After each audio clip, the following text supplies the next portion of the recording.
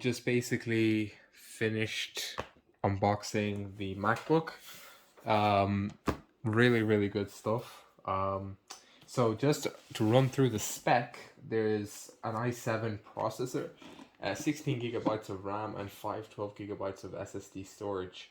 And I just wanted to double check. Yeah, there's also graphics card. You're getting the AMD Radeon Pro.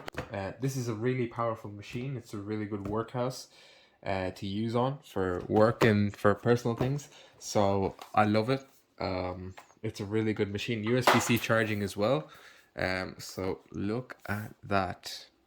It's actually really good. And not as heavy as I thought it would be, but I'll be connecting this to my monitor, maybe putting this on a laptop stand. That desk setup will come soon.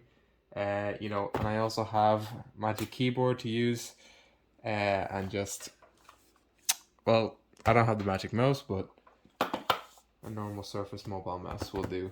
And of course, I got the stickers.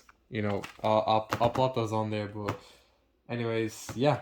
That's the 16-inch MacBook unboxing. Looks good, and I will be using this throughout the future. So that's great.